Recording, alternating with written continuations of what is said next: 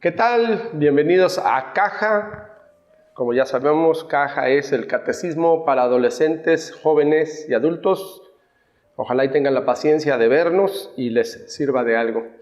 Vamos a recapitular lo que vimos en el primer tema. Tenemos que recapitular rapidito.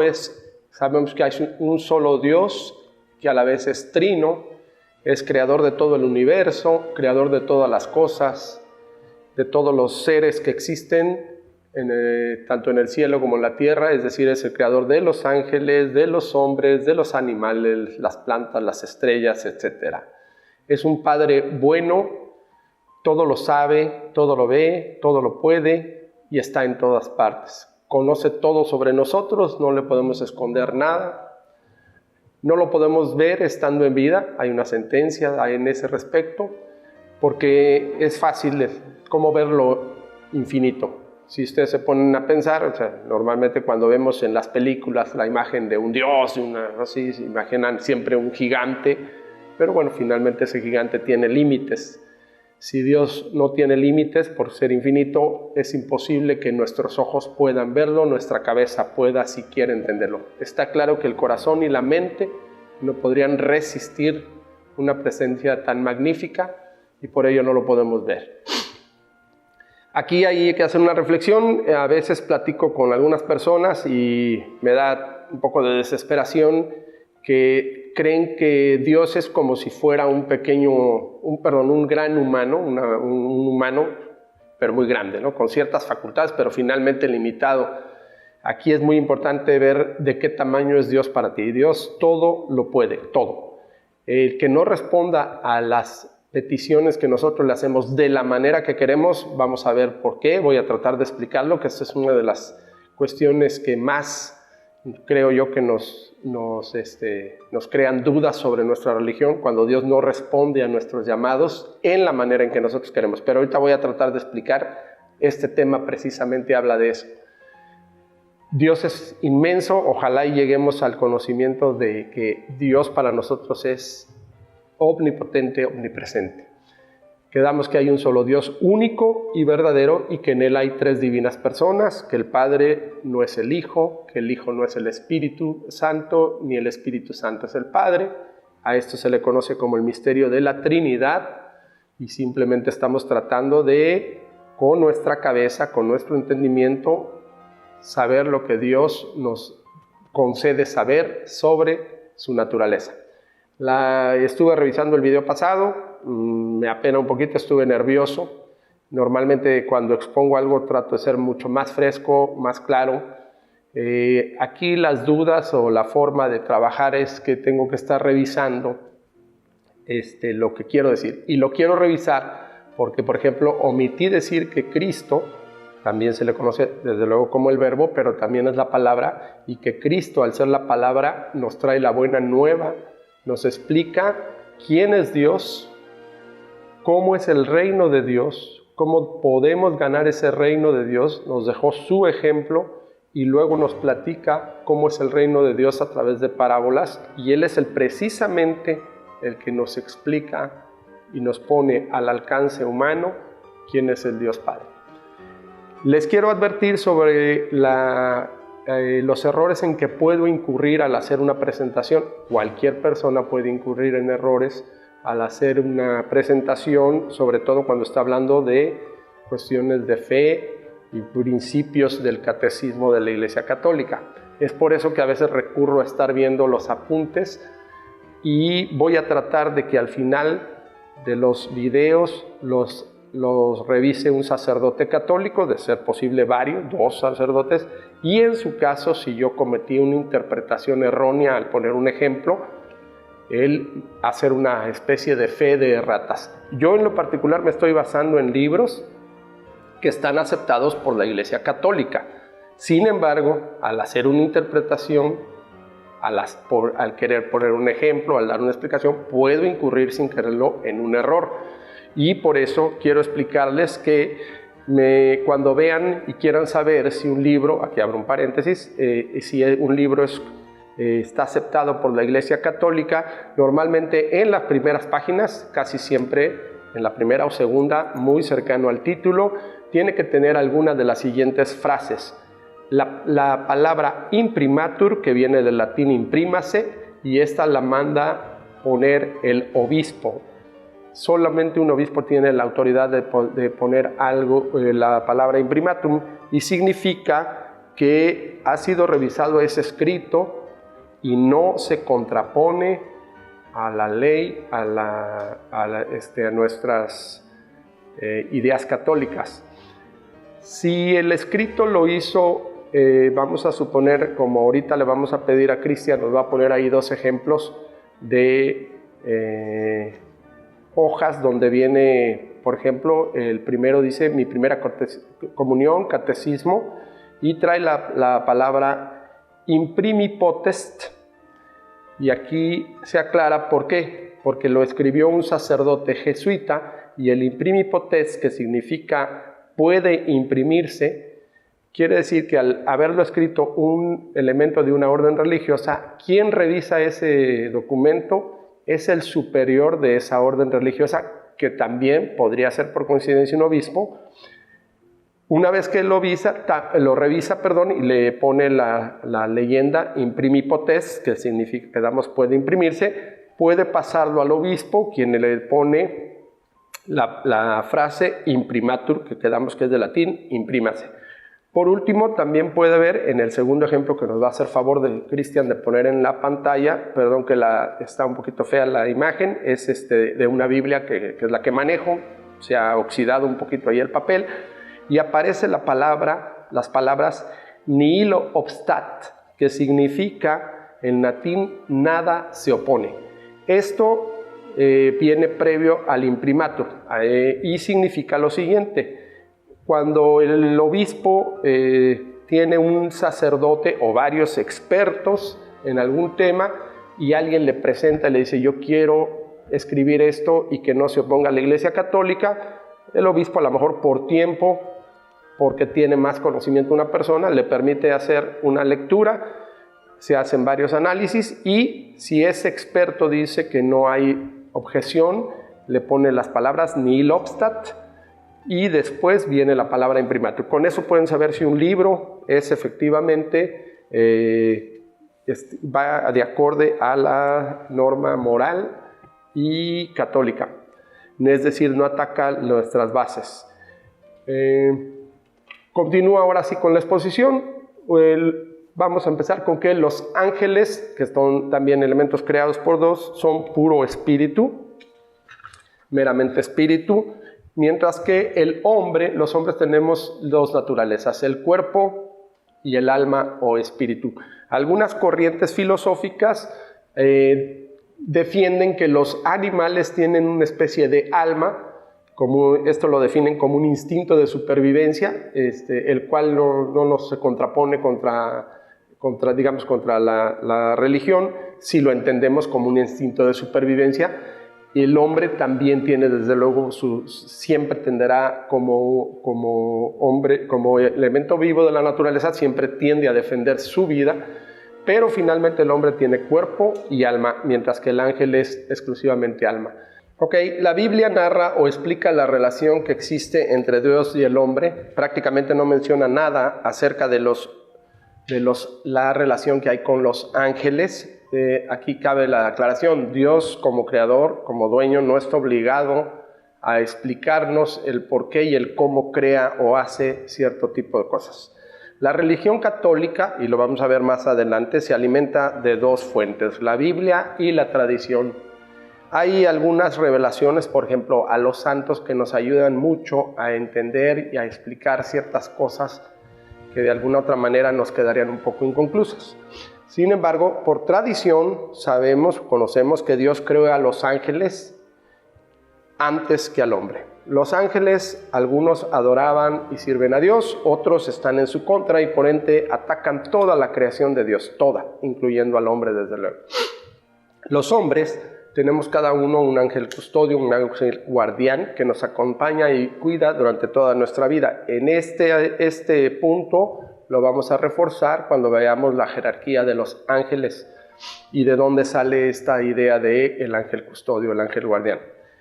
La rebelión de los ángeles solamente se menciona prácticamente, hasta donde yo entiendo, en el Apocalipsis capítulo 12, versículos 7 y 8, y menciona que 1/3 de las estrellas del cielo cayeron, refiriéndose a los ángeles. En el cuarto concilio, aquí vamos a ir aprendiendo conforme vayamos avanzando, la palabra concilio es un sinónimo de la palabra sínodo, y significa que el Papa y todos los obispos, a los cuales se le llama el colegio episcopal, o sea, la suma de todos los obispos se le llama colegio episcopal, y se juntan para definir cuestiones de fe y de moral. Cuando tienen dudas, cuando se junta una serie de elementos que quieren analizar, se hace un concilio. Bueno, en el concilio de Letrán, en el año de 1215, se concluyó que el diablo y otros demonios fueron creados por Dios con una naturaleza buena. Ellos decidieron por sí mismos ser malos por su libre elección, rechazando radical e irrevocablemente a Dios. Ellos estuvieron sujetos a una prueba similar a los hombres. Hasta ahí lo que dice el concilio y la referencia que hace la Biblia. Por tradición sabemos que Luzbel, al que le llamaban Luz Bella, es decir, el ángel más bello de todos, se negó a obedecer y adorar a Dios, se rebeló junto con otros ángeles más. Hay algún tipo de revelaciones que desde luego no son parte del dogma de fe, pero hay por ahí una frase muy buena que dice: las visiones no formulan doctrinas para la iglesia, pero sí pueden explicar de manera asequible principios de la fe. Voy a poner unos ejemplos muy sencillos que después espero que poco a poco vayamos viendo. Les voy a recomendar después cuando entremos a los temas. Por ejemplo, hay visiones del infierno.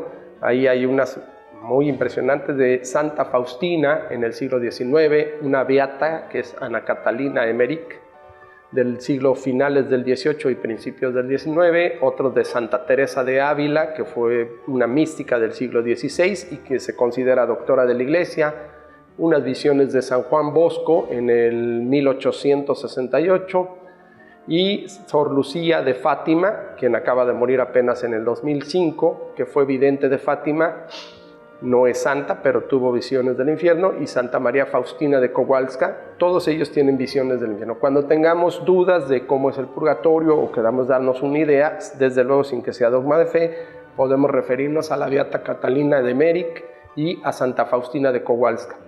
Hay unas visiones muy impresionantes de la Pasión de Cristo con la beata Ana Catalina de Emmerich y Sor María de Jesús Ágreda. Y para reforzar lo que ahorita estamos diciendo, hay una visión sobre la caída de los demonios que vio Sor María de Jesús Ágreda, donde todo indica que los ángeles, por revelación, supieron que en el plan de Dios estaba crear a otros seres, en este caso el género humano. Supieron también, llegado el momento, que deberían de llegar a adorar a uno de esos hombres. Esto se entiende Cristo. Más aún, en el plan de Dios estaba que la segunda persona de la Trinidad, es decir, Cristo, se haría o se encarnaría como un hombre y nacería de una mujer, de la Virgen María. En la visión que ella tiene, esta mujer que se llama Sor María de Jesús Ágreda, indica que el principio, cuando se empieza a hablar de la creación de unos seres, ya unos ángeles empiezan a sentir y a aceptar, mientras que otros lo aceptan, pero no de muy buen agrado. Cuando se habla de que la segunda persona se va a volver uno de ellos, hay quienes le proponen que sea al contrario, que se haga uno como los ángeles.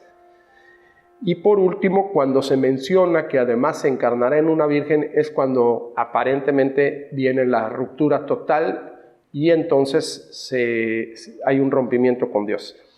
Esto sucede, lo vemos en el género humano, simplemente cuando viene un hermanito nuevo ya empieza a haber celos. Y celos, envidias hay en el trabajo, en el juego, en la familia. Es decir, no hay nada nuevo en la envidia. Los ángeles, hay que entender que si efectivamente nos llevan una ventaja en el sentido que ellos fueron creados como espíritu y son eternos. Ellos de entrada ya prácticamente gozaban de la presencia de Dios, aunque sí fueron sometidos a una prueba. Conocen mucho, probablemente más, de la revelación, de lo que Dios les quiere dar a conocer acerca de su plan, y tienen parte del conocimiento de Dios. Pero ningún ser jamás puede llegar a conocer todo lo que Dios es y todo lo que Dios pide. En el caso de los hombres también nos permite conocer parte de su naturaleza y conocer algunas cosas. Por ejemplo, la Biblia, si lo viéramos así, narra quién gana la batalla entre el bien y el mal. Está escrita, y en el Apocalipsis finalmente viene la parucía, viene Dios y rescata a los que quieren ser rescatados.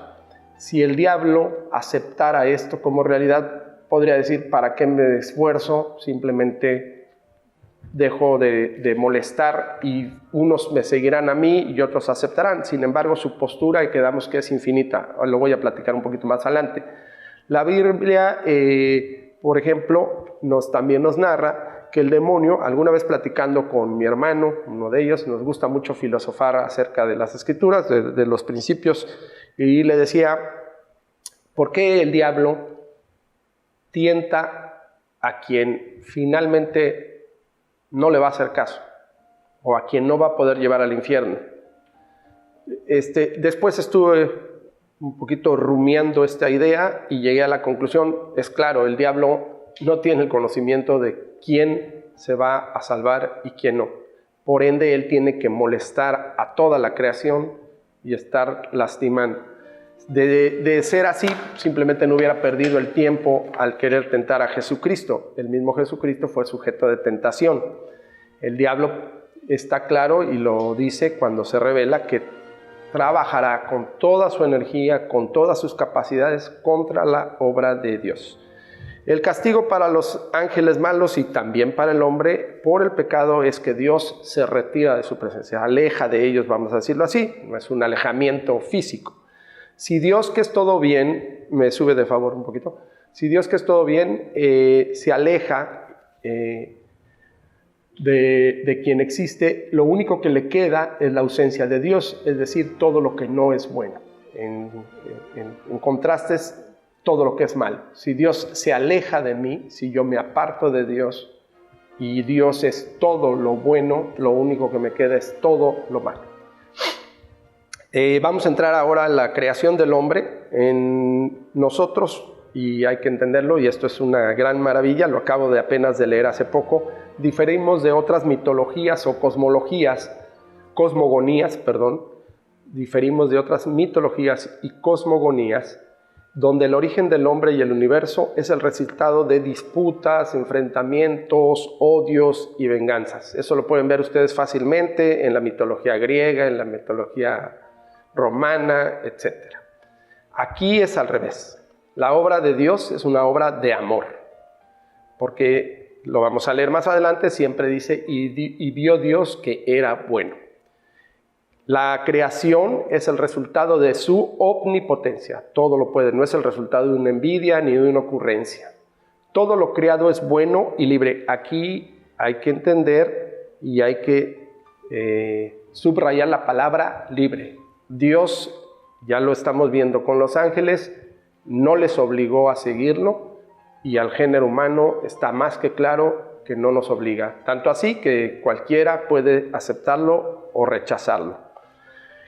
No adoramos animales, astros, personas, fenómenos meteorológicos como en otras cosmogonías. El hombre obedece a un plan armónico y es el depositario de la creación entera. Se sirve de esa creación y no está para servir a esa creación, solamente está para servir a Dios. El hombre y la mujer fueron creados a imagen y semejanza de Dios mismo. Esto les da una dignidad altísima. No se trata de un juguete con un afán de divertirse.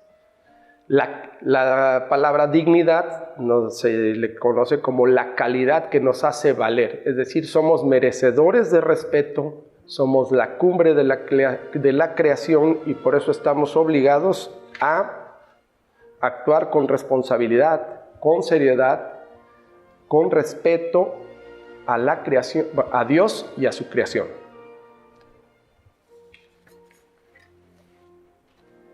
El Génesis, que es el primer libro de la Biblia y el primer libro del Pentateuco, que son los primeros 5 libros de la Biblia, nos presenta la creación. Aquí hago también varias advertencias. La Iglesia Católica nos dice que no estamos obligados a creer todo lo ahí escrito de forma textual. Estamos obligados a creer la esencia. Esa sí no la podemos desligar. No estamos obligados a tomarlo de manera literal. Todos los libros de la Biblia están sujetos a la forma de expresión de su tiempo, de su idioma original, de su geografía, así como los géneros literarios que se usaban o que utilizaba el autor. Voy a poner un ejemplo actual. ¿Qué sucede si a una etnia de náhuatl, por ejemplo, le quieres explicar las palabras internet, software, todas las palabras existen nuevas, imagínense, pues si ni siquiera existían en el momento en que ellos hablaban, es obvio que esas palabras las tendrán que integrar de una manera diferente. Eso no lo debemos de perder de vista. La Biblia data de hace miles de años. Aquí hay que hacer una paréntesis, hay que recordar que la escritura no existía y ese conocimiento que se tenía se pasaba de voz en voz, de generación en generación. La Biblia se comenzó a escribir ya cuando existía la escritura, hace aproximadamente 1500 años antes de Cristo, y se terminó de imprimir hacia el año 100 después de Cristo, pero tuvo su estructura final casi 3 o 4 siglos después.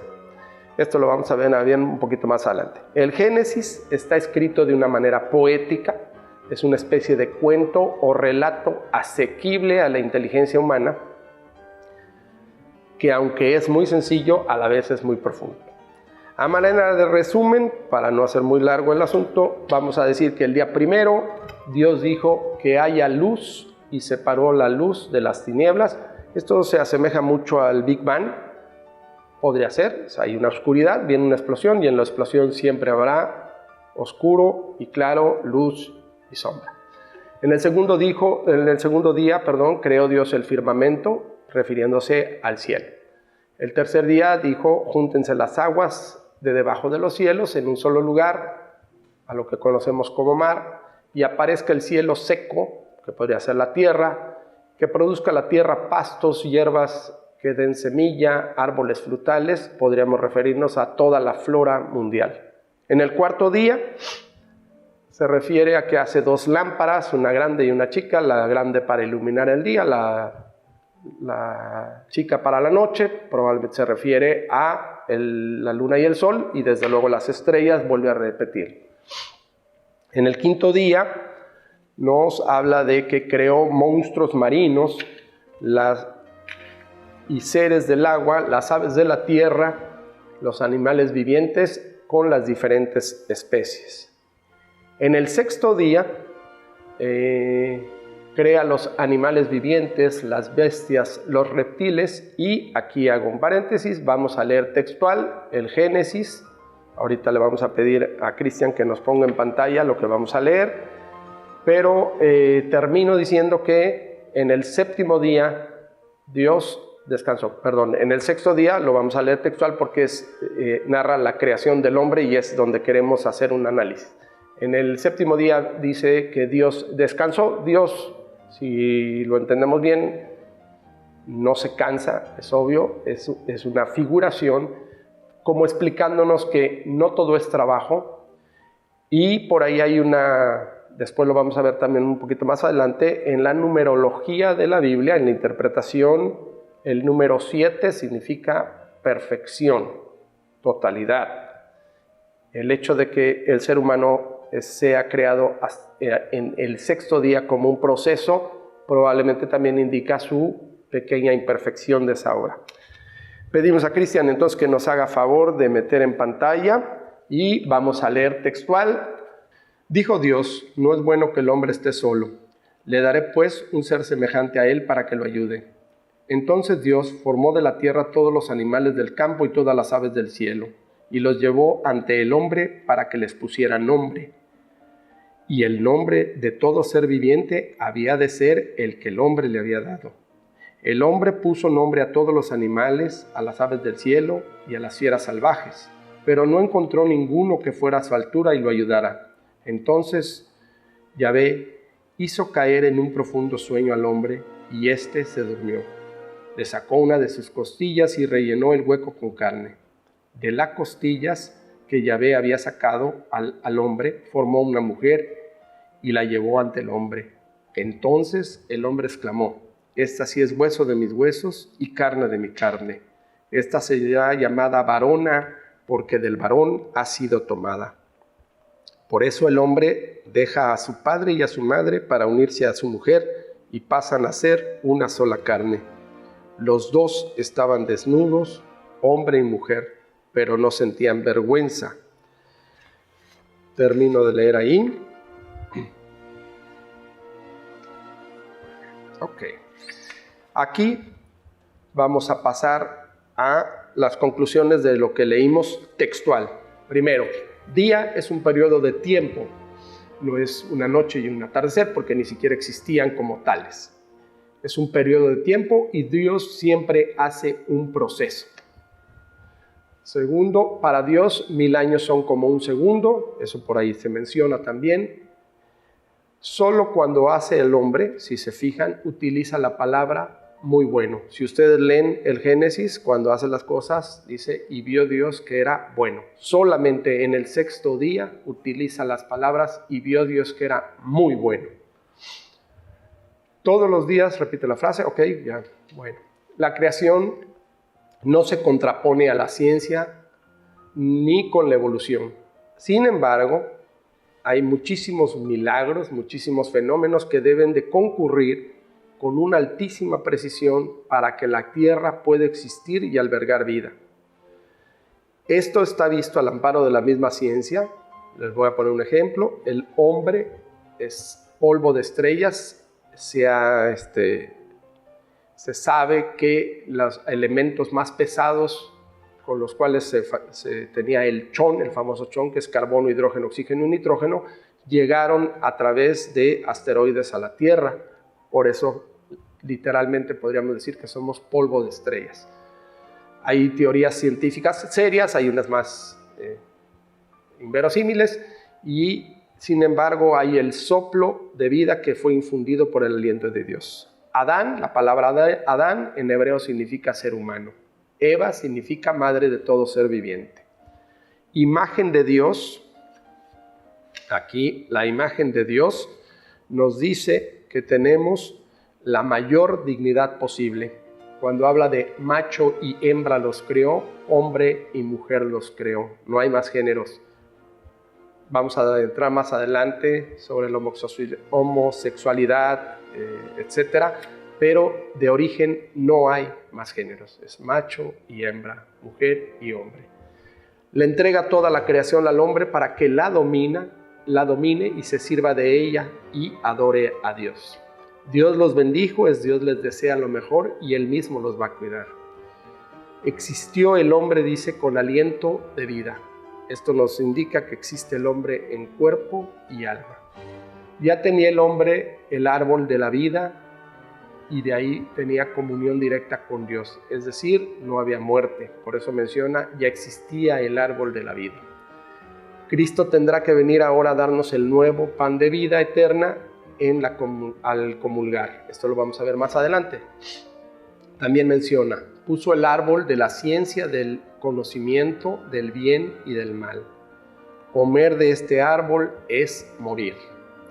Cuando menciona que le podemos poner nombre, eso lo hacemos nosotros con lo que nos pertenece. normalmente con lo que dominamos. Es decir, yo tengo toda la autoridad de ponerle el nombre a mi hijo porque proviene de mí. Yo soy la autoridad sobre él, máxime sobre los animales, pero Dios respeta y por eso dice, pónganle el nombre. Y solo el nombre que le puso el hombre es el que se respeta. Ahí se deriva que la creación está entregada a nosotros. Sacar a Eva de una costilla, visto desde una manera poética, es el lugar más cercano al corazón y nos indica que ni es ni más ni menos que el hombre. Y al hombre le resulta el mejor regalo de la creación. Prácticamente grita o se regocija al decir, esta sí es carne de mi carne y hueso de mis huesos. También hay una sentencia desde origen. El hombre dejará a su padre y a su madre para unirse a su mujer y serán los dos una sola cosa. Aquí de origen hay dos sentencias. Hay solo hombre y mujer y hay solamente un matrimonio donde pasan a ser una sola cosa. ¿Puede alguien decir no creo en la Biblia? Puede decir no quiero ser católico y no acato esas reglas. En eso tiene toda la libertad y todo el derecho. Lo que no puedes decir es oponer cosas que no están aquí. Si aceptas que hay una creación, por ejemplo, si aceptas que eres católico, pues con todo el respeto tienes que también entender que de origen Dios ya está poniendo estas cosas en conocimiento del hombre y no hay opción, por ejemplo, para el divorcio o para otro tipo de cosas. Al poner que no se avergonzaban de estar desnudos, nos habla también de una inocencia que existía en el primogénito, en los primeros seres, no el primogénito, perdón, en los primeros hombres. Pasamos a tentación, pecado y sentencia. Perdón, nuevamente le pedimos a Cristian que nos ponga en pantalla textual. No vamos a tratar de leer, desde luego, textual siempre. Esto es una excepción porque de aquí deriva prácticamente, creo yo, el gran problema, uno de los grandes cuestionamientos que nos hacemos los católicos. Lo vamos a ver en unos minutitos. Si tienen paciencia, lo vemos. Leo textual Génesis capítulo 3, versículos del 1 al 24. La tentación y el pecado. La serpiente era el más astuto de los animales del campo que Yahvé Dios había hecho. Dijo a la mujer, ¿es cierto que Dios les ha dicho no coman de ninguno de los árboles del jardín? La mujer respondió a la serpiente, podemos comer de los frutos de los árboles del jardín, pero no de ese árbol que está en medio del jardín, pues Dios nos ha dicho, no coman de él, ni lo prueben siquiera, porque si lo hacen, morirán. La serpiente dijo a la mujer, no es cierto que morirán, es que Dios sabe bien que el día que coman de él, se les abrirán a ustedes los ojos, y entonces ustedes serán como dioses, y conocerán lo que es bueno y lo que no lo es. A la mujer le gustó ese árbol que atraía a la vista y que era tan excelente para alcanzar el conocimiento. Tomó de su fruto y se lo comió, y le dio también a su marido, que andaba con ella, quien también lo comió. Entonces se les abrieron los ojos, y ambos se dieron cuenta de que estaban desnudos. Cosieron pues unas hojas de higuera, y se hicieron unos taparrabos. Oyeron después la voz de Yahvé, Dios, que se paseaba por el jardín a la hora de la brisa de la tarde. Y el hombre y su mujer se escondieron entre los árboles del jardín para que Dios no los viera. Dios llamó al hombre y le dijo, ¿dónde estás? Este contestó, he oído tu voz en el jardín y tuve miedo porque estoy desnudo, por eso me escondí. Yahvé Dios replicó, ¿quién te ha hecho ver que estás desnudo? ¿Has comido acaso del árbol que te prohibí? El hombre respondió, la mujer que pusiste a mi lado me dio del árbol y comí.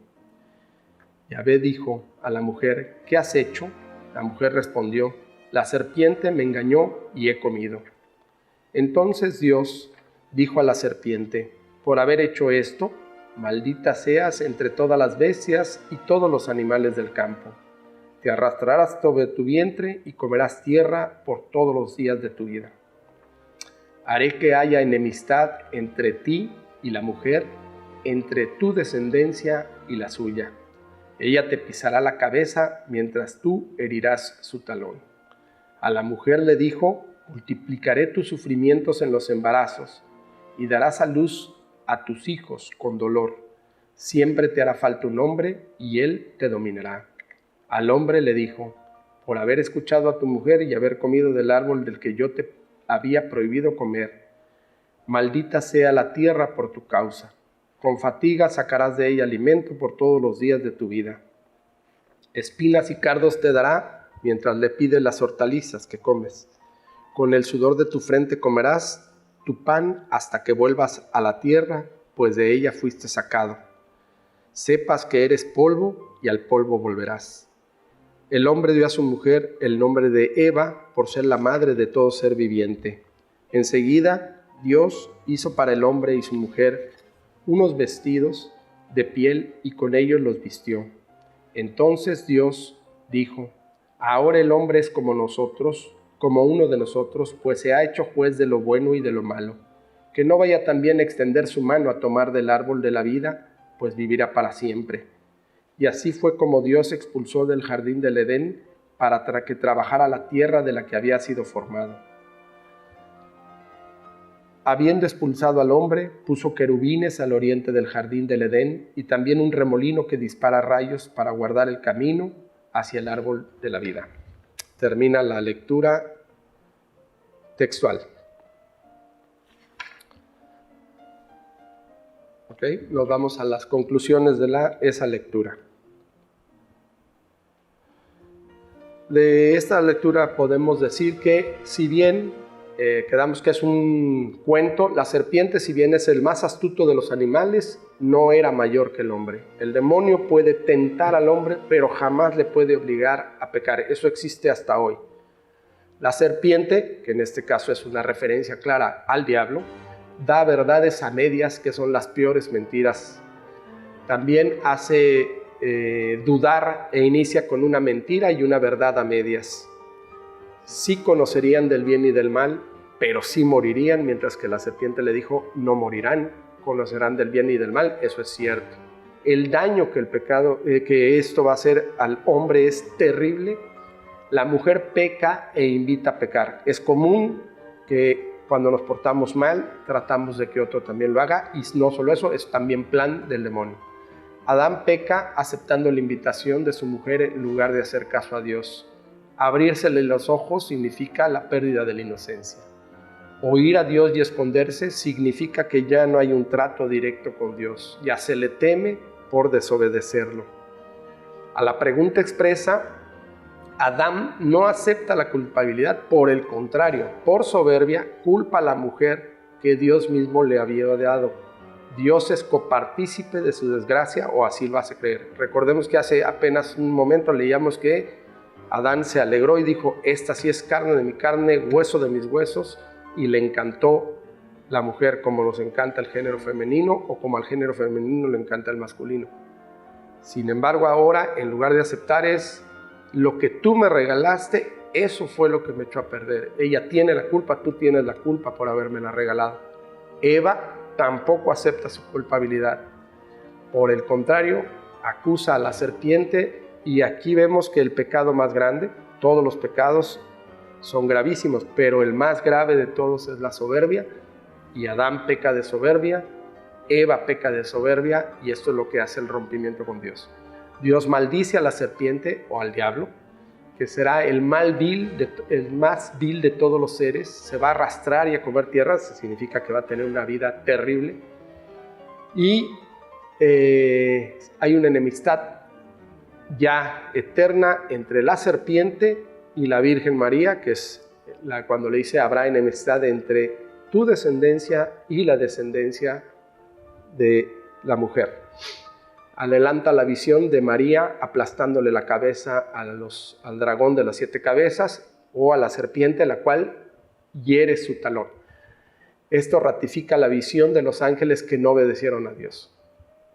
El diablo va a herir el talón de la Virgen María, eso es cierto, va a herir a la humanidad, va al mismo Cristo, lo va a lastimar muchísimo, va a conseguir que se le crucifique y que dañe toda su creación. Multiplicar los dolores en el parto, esto también puede verse al amparo de la ciencia. A mayor conocimiento en el cerebro humano es necesario un mayor cerebro, también lo hemos visto ahí en algunas teorías científicas serias, y al tener un cráneo mayor está claro que el sufrimiento en el parto es mayor. Eso lo pueden ver al amparo de teorías, repito, serias. Por obedecer a la mujer, la creación completa es maldita. Cuando no nada más el hombre era depositario de toda la creación, y obviamente la creación que fue entregada al hombre sufrirá las consecuencias de este asunto. Él como jefe o como depositario también arrastra toda la creación. Por ahí menciona, hay una frase que dice: el universo gime con dolores de parto. Quiere decir que la creación entera se está desgarrando, y así lo hará prácticamente hasta que venga el fin de los tiempos y se destruya la tierra. A partir de ahora se tiene que trabajar para comer. La tierra nos va a dar cardos y espinas en lugar de lo que deseamos. Esto se refiere a las plagas, las tragedias, las inundaciones, todo lo que trastoca lo que el hombre quiere avanzar. Sudar la frente para comer hasta regresar a la tierra. Es la famosa frase de polvo eres y a polvo te convertirás, que nos dicen cuando nos ponen la ceniza al inicio de la cuaresma, el miércoles de ceniza. Esto habla de la degradación del cuerpo al morir. Se va a podrir, se va a volver tierra. Dios los vistió, a esto se puede interpretar como que les dio elementos suficientes para ahora salir a una naturaleza adversa. Podríamos poner, les vistió con pieles, ejemplo, cuando vino la era de hielo, el hombre tuvo que tener un conocimiento y una astucia para poderse valer de algo que no lo acabara. ¿Me regresas tantito, perdón? El hombre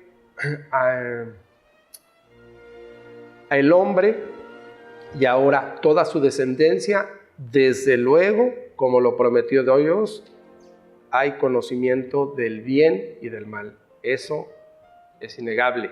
No existe un solo humano que no conozca el bien y el mal. Y otra cosa es que todos los humanos vamos a morir. No hubo falsedad en la advertencia de Dios. ¿Qué conocemos como bien? Voy a poner unos ejemplos muy sencillitos. Como bien podemos mencionar el descanso, bien entendido, la salud, la alegría, las sonrisas, los olores agradables, los perfumes, la música, los colores, el mar, el sol, la naturaleza, la brisa, los montes, la nieve, la belleza de la mujer, el baile, las artes, la ciencia, la diversión, convivencia, los amigos, las risas, la familia, el amor de una madre, la belleza de la naturaleza, la lluvia, las flores, los animales, todo, etc. Todo eso es el bien. ¿Qué entendemos como mal o qué conocemos como mal? El dolor, el sufrimiento, la enfermedad, los olores fétidos, el ruido, la polución, cáncer, la envidia, robo, lujuria, gula, arrogancia, muerte, tristeza, angustia, temor. Todo en este mundo lo podemos usar para bien y para mal. Vamos a poner el ejemplo, con un cuchillo podemos lastimar a alguien, asaltar, o podemos guisar, o podemos hacernos de algo bueno. El talento lo podemos usar para siempre, para bien, para mal. La fuerza la podemos usar para bien o para mal. Todo. Prácticamente no hay nada en el mundo que no pueda ser usado para bien y para mal. Esto también es un misterio. Cuando compartimos algo como seres humanos, inclusive si lo compartimos para el bien, vamos a suponer, yo soy buena persona, tengo en mi casa kilos de arroz y empiezo a repartir arroz a la gente necesitada, se me va a agotar. Pero hay una cosa que nunca se agota. Nunca vamos a oír que una madre diga, ya no puedo querer más a un hijo, al hijo que me nació porque se me agotó el amor. Ok, mencionamos que también por ahí, como conclusión, aparte de que el amor es infinito, también cuando dice que expulsa al hombre y pone a cuidar la entrada, significa que no hay un retorno. El hombre por sí mismo no puede retornar hacia Dios, hacia el cielo. Por eso tiene que venir Cristo mismo a rescatarnos, lo vamos a ver más adelante. No sé cuándo vean este video, nosotros estamos ahorita en una pandemia que se le conoce como el COVID-19, ojalá y lo vean algunas personas, no nada más mi familia. Y jamás he oído que alguien mencione en esta tragedia o en todo lo que he vivido, que alguien diga o se exprese de esta manera: maldito demonio, ¿en qué líos nos metiste?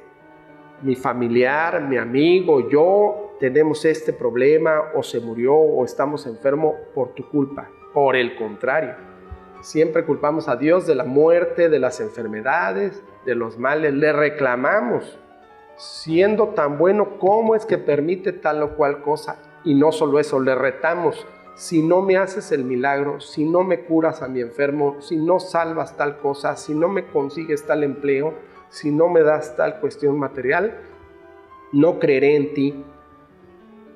Esto hace que hablemos mal de él.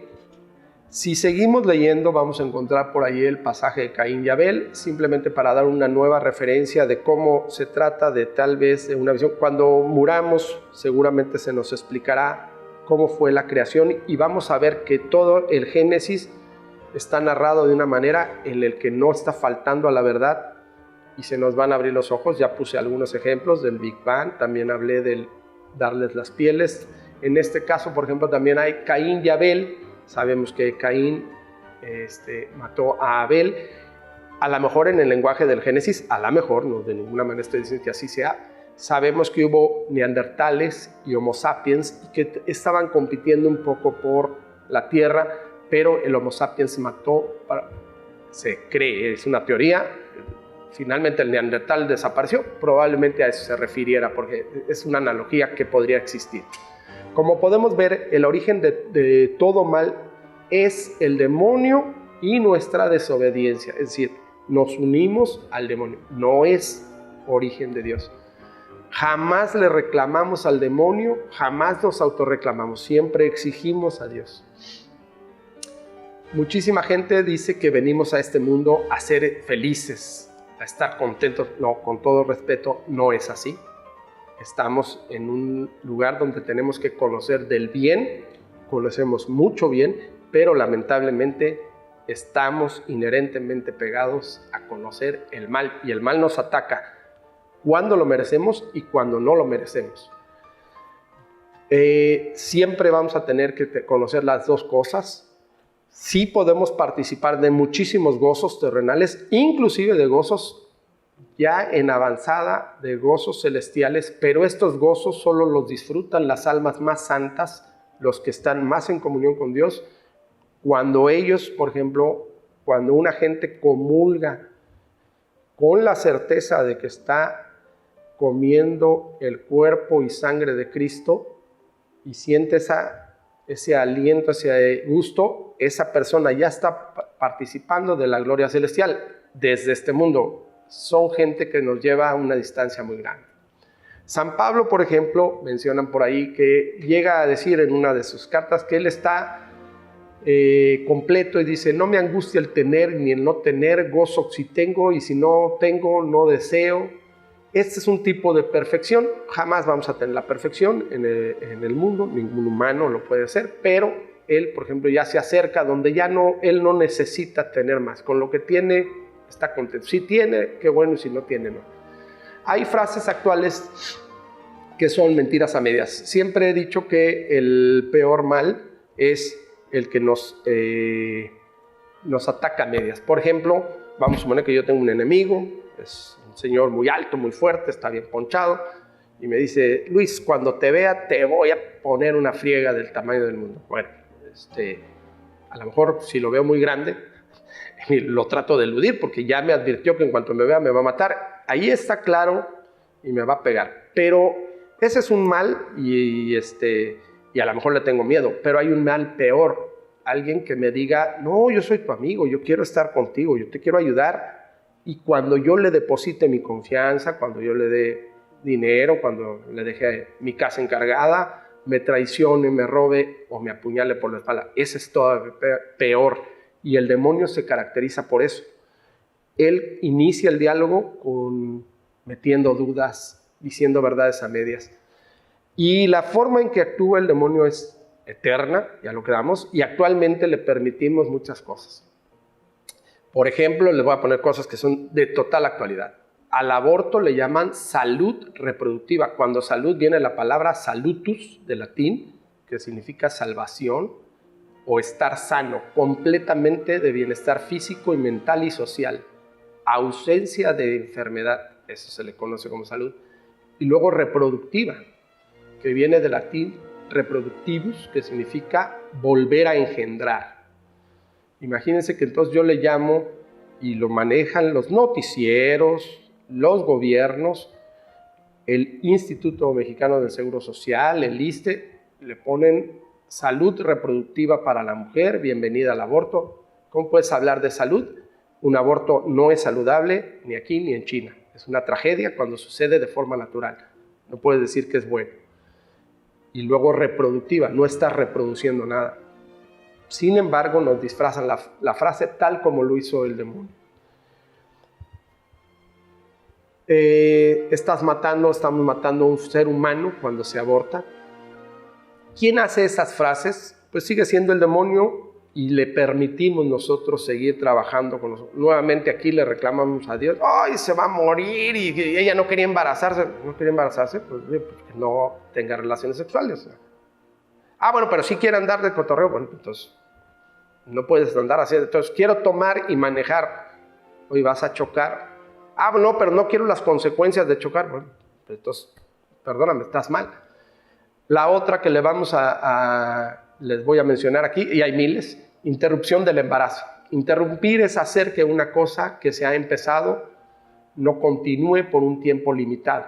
Por ejemplo, yo puedo pausar una música, pausar un video, etc.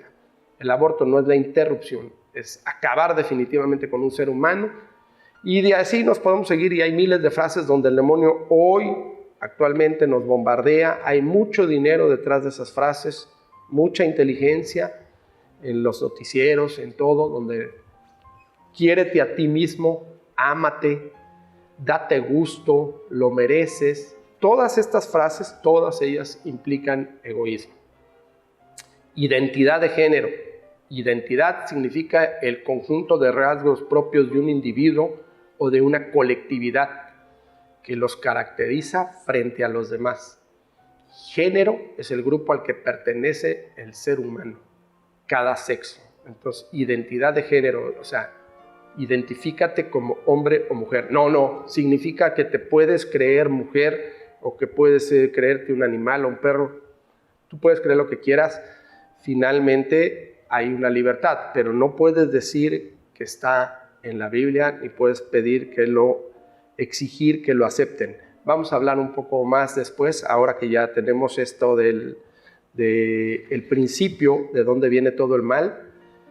No perdamos de vista que todo el mal proviene del demonio y que nosotros aceptamos tener al demonio, que las sentencias que conocemos del bien y del mal, y que eso es inherente a nuestra naturaleza y que estamos en un universo que gime de dolores de parto. Les agradezco la paciencia, espero que nos podamos ver en el próximo video y Dios mediante nos vemos la próxima. Gracias.